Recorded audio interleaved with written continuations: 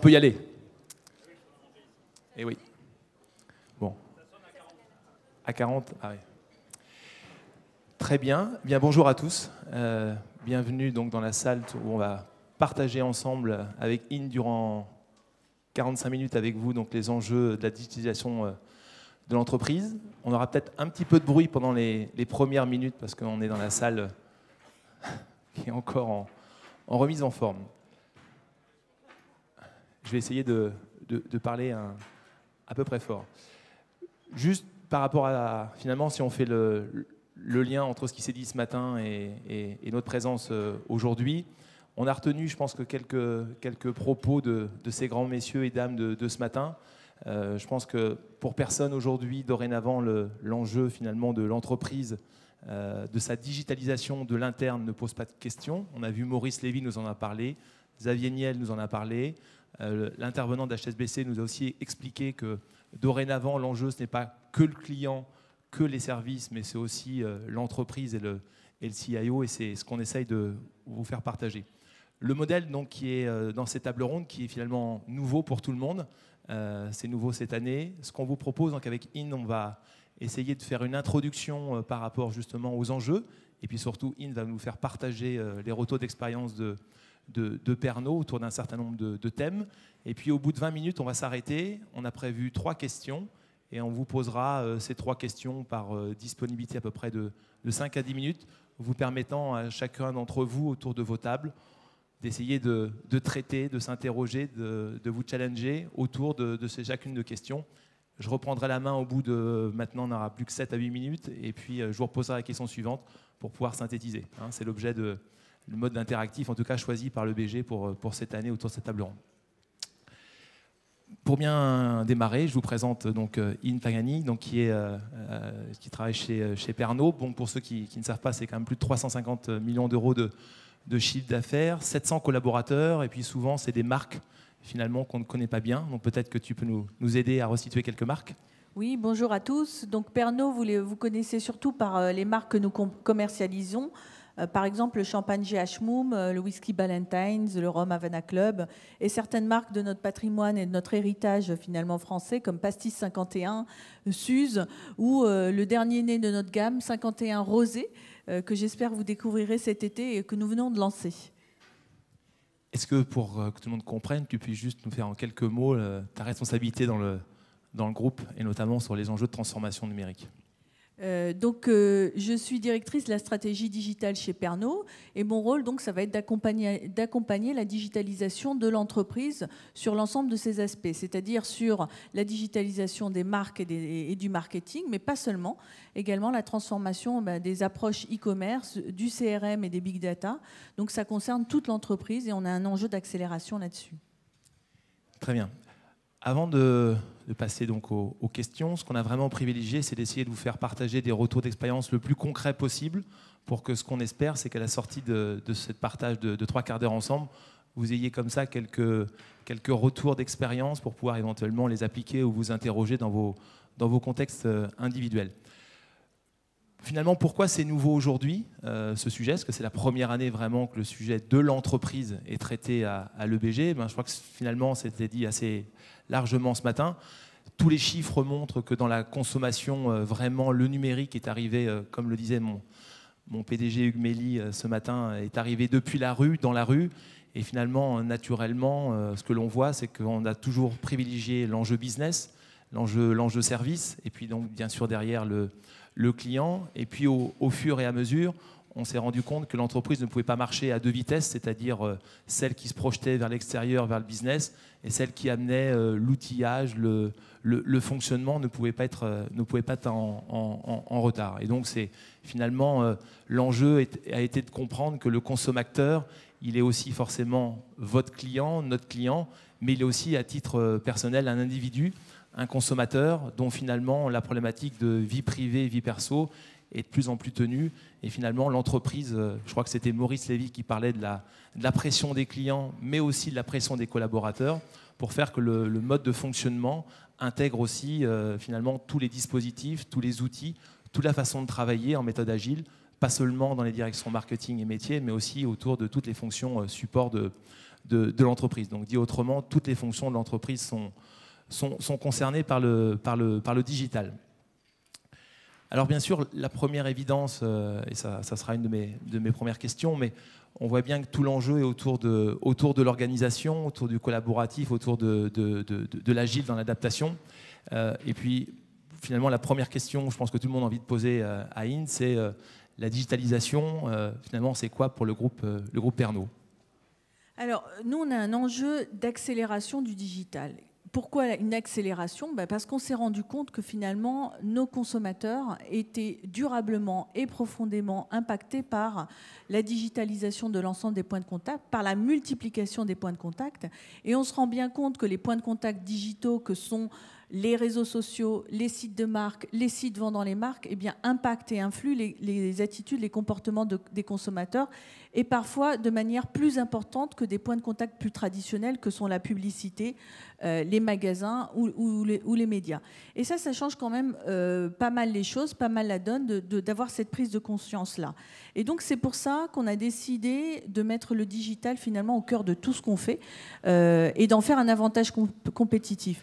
Quand on parle de digitalisation, ça veut vraiment dire, c'est un signe fort pour dire le digital doit absolument, et c'est une nécessité plus que jamais aujourd'hui, d'être au service du business, de la croissance, des enjeux de l'entreprise. Quand on parle de digitalisation, finalement, on parle de transformation de l'ensemble de l'entreprise par le digital. Et donc, ça concerne toutes les fonctions. Ça ne concerne pas que les marques et le marketing, comme ça a longtemps été le cas.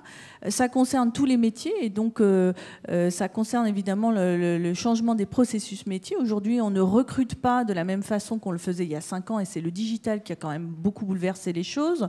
Donc, quand on dit tous les métiers, c'est les RH, la supply chain, l'innovation, le commercial, tout le monde est concerné. Enfin, ce que j'ajouterais, c'est que la digitalisation des entreprises, ça implique une façon totalement nouvelle de travailler, beaucoup plus collaborative. Donc, on n'est pas uniquement dans de la communication ou dans un buzzword.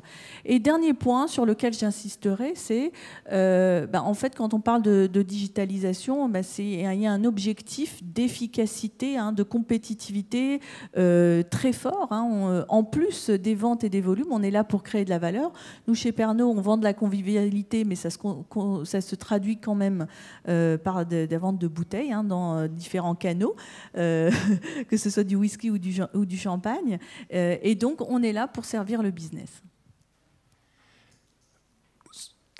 Concrètement, finalement, ce qu'on essaye de comprendre, je pense, dans l'entreprise, il y avait aussi une remarque intéressante ce matin, je pense que tout le monde l'a retenu, c'est quelque part par rapport au numérique, par rapport à la transformation, on attend un peu différemment l'inertie ou la fameuse rentabilité. On sait tous que quand on lance souvent des innovations, des initiatives, tout l'enjeu est bien sûr derrière le ROI. Et quelque part, il y avait quelqu'un qui témoignait ce matin sur le fait que quelque part, on était un peu moins regardant parce que tout le monde était bien conscient que c'était un tel enjeu, que ce n'était pas juste un business, pas une filiale, pas une verticale, pas une initiative, je dirais, isolée, mais bien tout un mouvement global qui fait que lorsqu'on transforme cette entreprise, on est bien sûr dans d'autres problématiques, pas seulement celle du ROI, mais bien dans la maturité et l'évolution vers un marché. Et puis bien sûr, par rapport à ça, il y a un sujet qui finalement n'a pas été tellement partagé ce matin, c'est le côté du e-employé. On voit bien que de plus en plus, on a tous dans la poche des choses, on a des outils. Je partageais pendant mon repas avec un certain nombre d'entre vous, finalement, la façon dont ils utilisent LinkedIn. On voit aussi qu'il y a de plus en plus de questions autour de la RH. Il y a des vraies questions. Nous, en tout cas, un certain nombre de nos clients viennent vers nous en disant mais comment on va traiter la responsabilité, la façon de communiquer sur les réseaux sociaux, quelle va être la responsabilité d'un commercial, la façon quand il communique autour de sa marque, comment on le maîtrise. Et donc, quand on voit tout ça, Inde, je te pose la deuxième question qui est finalement par rapport justement au métier, à tous les intervenants dans la chaîne du groupe, comment vous avez fait, par quel processus, comment vous avez permis aux gens de vous approprier cette décision corporate? Eh bien, j'allais dire presque paradoxalement, on est parti chez Pernod du consommateur. Vraiment. On a mis en place une méthode et on s'est fait accompagner par McKinsey pour le faire autour des parcours de décision de nos consommateurs. Et on les a étudiés méticuleusement, de manière qualitative et quantitative. Et sur l'ensemble des parcours, c'est-à-dire de la considération des marques, de nos marques, à l'évaluation, à l'achat, à la consommation, à l'advocacy et à la fidélité, on a regardé sur chacune de nos catégories quels étaient les points de contact les plus impactants et les plus influents.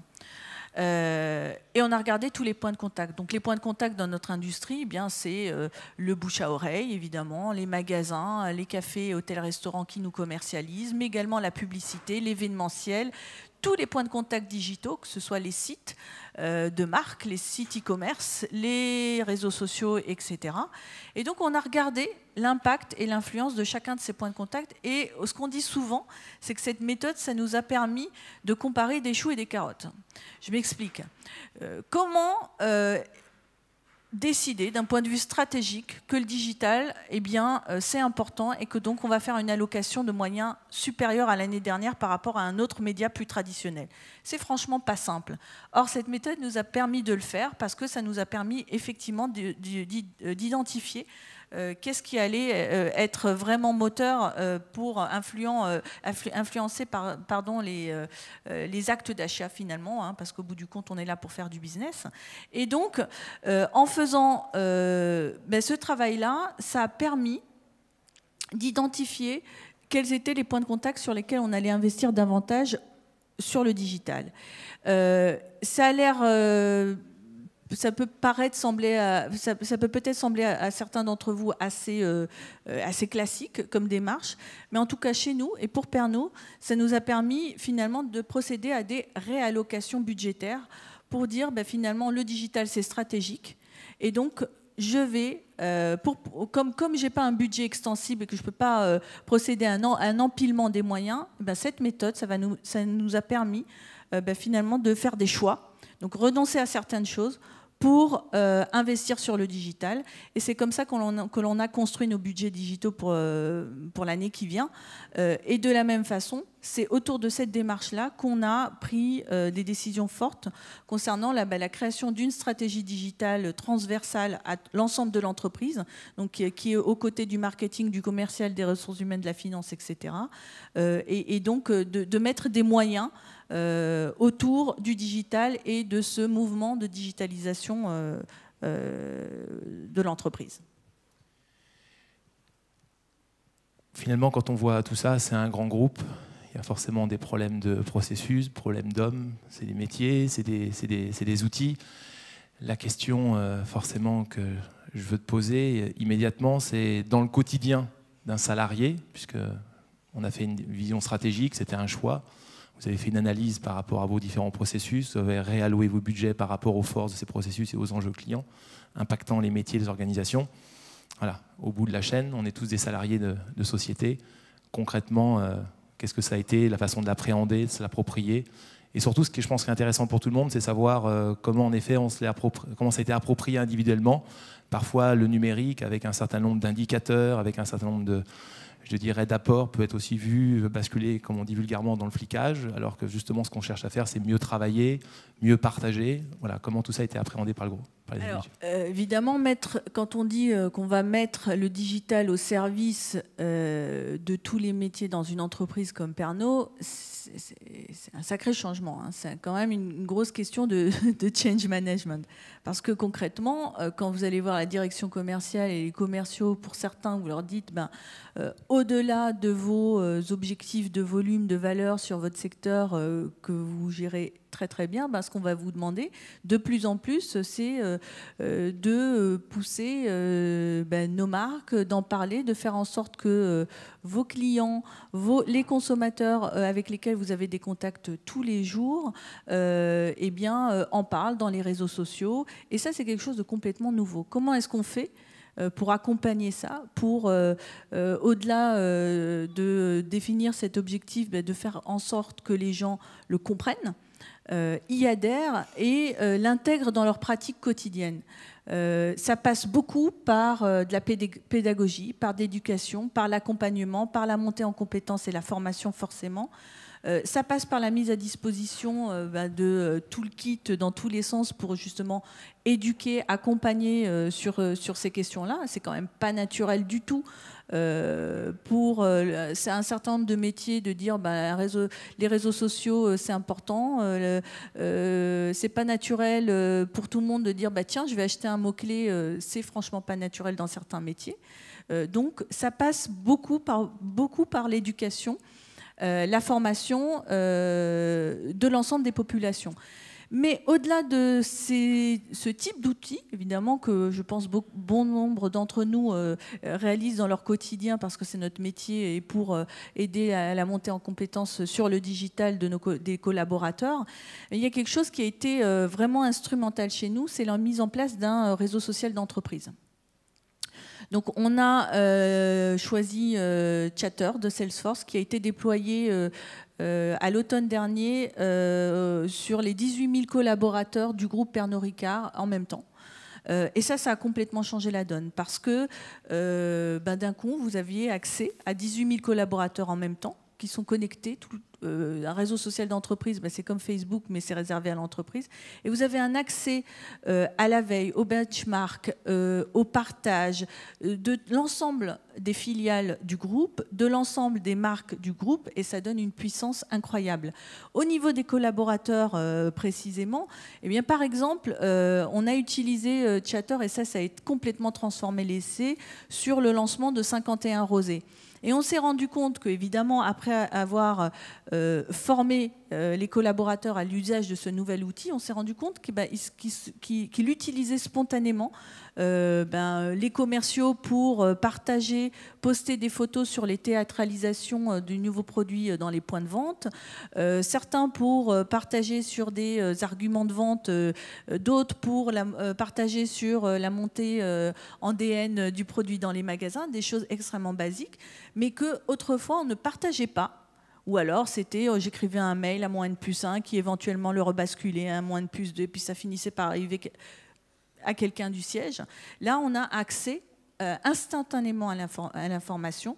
Ce type d'outils gomme complètement les organigrammes, et ça aide à la digitalisation, parce que du coup, tout le monde y a accès.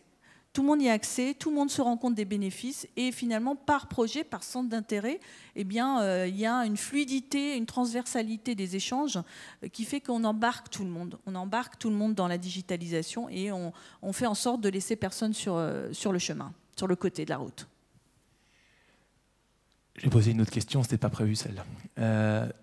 En effet, Xavier Niel nous disait tout à l'heure que lui, il est capable de faire tout le marketing d'un grand groupe à 4 personnes, enfin à une. Tu nous fais partager finalement le retour d'expérience que outillé, comme vous l'avez fait, finalement, ça a considérablement écrasé. Et tu m'avais donné quelques exemples de proximité où la com était finalement mise à disposition en local. Tu parles d'écraser. Finalement, en centrale, c'est vu comment? On donne le pouvoir un peu plus de pouvoir aux commerciaux, plus de pouvoir en local. Quelle est la perception des gens en transverse qui avaient ces rôles un peu de remontée d'informations et de up and down et de redescendre? Mais en fait, par cet outil, on a réduit les distances. On a réduit les distances entre les managers et les collaborateurs. On a réduit les distances et l'espace entre le siège et le terrain. Et c'est dans ce sens, je pense que si on veut digitaliser une entreprise, qu'il faut aller. Parce que voilà, l'information, c'est quelque chose auquel tout le monde doit avoir accès. Et voilà, moi je crois très fortement à ce type d'initiative pour accélérer le digital dans les entreprises. Merci beaucoup. On me fait signe, donc on va passer aux questions. On avait prévu d'autres points, mais on s'adapte. Donc le principe maintenant, c'est j'espère que vous les trouverez un peu pertinentes. On les a voulu plutôt disruptives que peut-être pertinentes. En tout cas, on a préparé trois questions. Et donc l'objectif, c'est de vous poser la première, vous laisser à peu près 6-7 minutes par table. Je viendrai vérifier que ça travaille ces questions et j'en ferai une petite synthèse avant de vous poser la seconde et on va faire comme ça 3 fois 10 minutes ensemble. La première qu'elle on a partagée, c'est finalement toujours par rapport à ce salarié. Ça fait longtemps qu'on voit que notre travail est très impliqué. De plus en plus, on a un laptop. Les gens rentraient travailler à la maison. Aujourd'hui, il y a le fameux Bring Your Own Device où on vient avec sa propre tablette. On va dans l'entreprise, on demande au DSI d'être connecté pour pouvoir avoir son propre outil pour travailler. Enfin bref, donc là, notre question, finalement, le numérique est dans la rue, bientôt dans l'entreprise. Est-ce que tout ça, c'est pas la fin entre la distinction de la vie privée et de la vie perso? Est-ce que le digital est presque comment traiter? Est-ce que c'est un risque? Est-ce que c'est perçu comme finalement un danger que ce digital amène finalement plus de césure entre je rentre, je travaille, quand je suis au travail, finalement je travaille à titre perso? Voilà, c'est notre question. Est-ce la fin entre la vie perso et la vie pro? 10 minutes, et je passe prendre les copies. J'invite les personnes qui sont vraiment seules à leur table de rejoindre d'autres personnes devant où il reste de la place. Alors, je ne sais pas comment ça se passe, c'est la première fois qu'on le fait, donc je vais essayer de vous aider.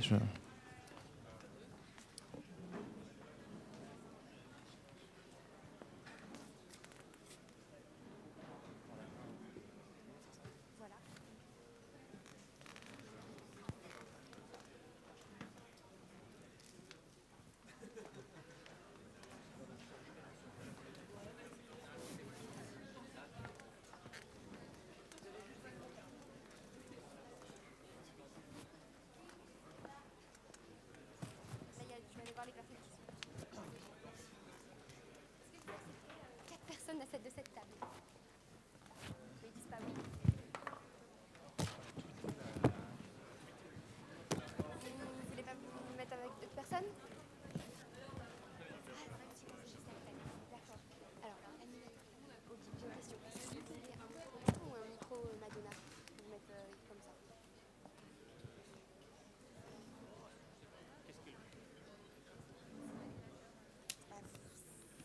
C'est vous que vous préférez.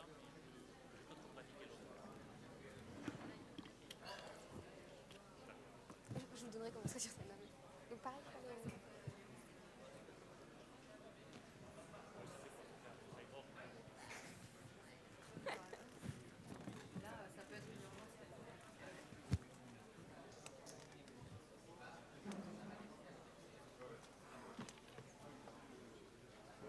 donc une troisième personne. Ah d'accord.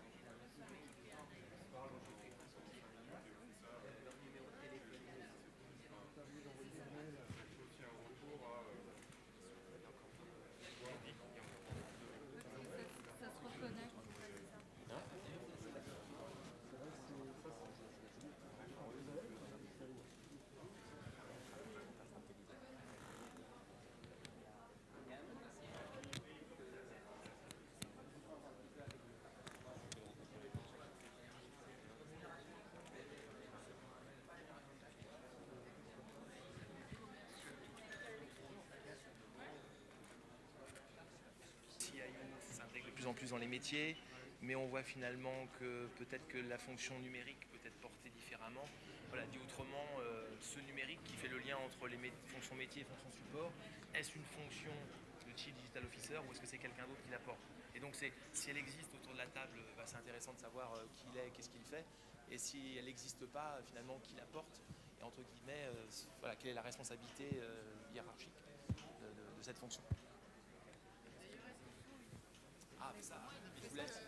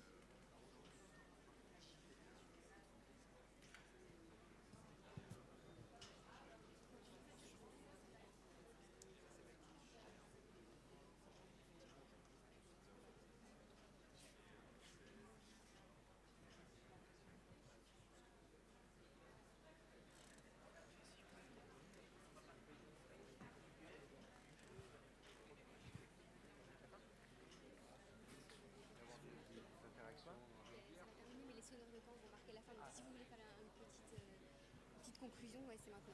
D'accord. Bah, quand je vais les voir arriver, ils vont venir Non, dans la je pense salle. pas que vous allez les entendre. D'accord. De toute façon, on termine à 40 et 2 minutes. D'accord.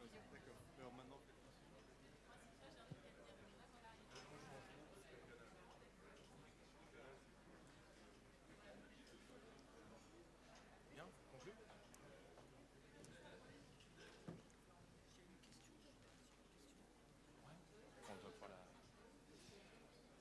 Bon. Merci. Désolé, merci beaucoup. Merci à tous pour cette réflexion sur la troisième question. On va être obligé de conclure parce qu'on va entendre le corps de chasse. Donc là, celui-là, au moins, vous allez vous arrêter. Juste en... S'il vous plaît. S'il vous plaît. Oui. On va arrêter. Voilà, c'est toujours la table du fond. C'est celle où il y a mon PDG, ça va être pour ça. Il ne m'écoute pas.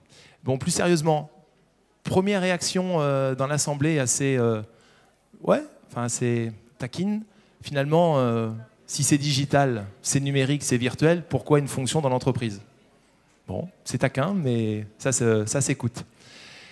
Derrière, autre information d'une table, c'est que finalement, et c'est ce qu'a dit Tuator In en introduction, si ça ne vient pas d'en haut, ça ne marche pas. Il y avait quelqu'un que j'ai entendu qui faisait partager son retour d'expérience, qui était de dire le numérique, il est parti un peu partout dans les filiales. Chacun y est allé un peu de sa petite vision, de sa petite page Facebook, son petit truc.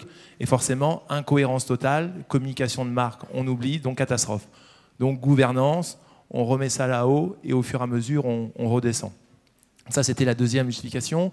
J'ai entendu aussi des discussions sur ce poste. À qui hiérarchiquement doit-il rendre compte? Au marketing, au business, plutôt à la DSI. Et voilà, par rapport à ce que je viens de dire, vous avez compris que tout le monde était convaincu que pour éviter tout enjeu d'impression que l'un ou l'autre se prenait le numérique, il valait mieux l'amener directement auprès de la direction générale. Il y avait bien sûr des grosses questions sur la légitimité. Et puis après, il y avait aussi une question dans une table ronde qui était de dire, mais finalement, pourquoi ce n'est pas le CIO qui lui-même s'approprie le numérique, puisque le numérique, c'est avant tout basé sur une technologie, c'est certes un usage, c'est certes du grand public, mais pourquoi finalement ce n'est pas le cas? Après, j'ai entendu qu'il y avait éventuellement des guerres internes ou ce genre de choses comme ça, mais ce n'est pas notre débat du jour. En tout cas, en conclusion, vous l'avez compris, on a été très vite dans le grand public, et puis je pense que votre motivation, votre présence en nombre, des débats très animés montrent que je pense que l'entreprise a pris conscience que le digital, c'est aussi au sein de l'entreprise. Tu avais une dernière question peut-être? Non, pas du tout. Je voulais vous remercier pour votre attention et vous dire que si vous voulez échanger davantage sur ces sujets, n'hésitez pas. Hein, retrouvez-moi sur LinkedIn ou sur Twitter. Voilà, merci et à bientôt. Merci beaucoup.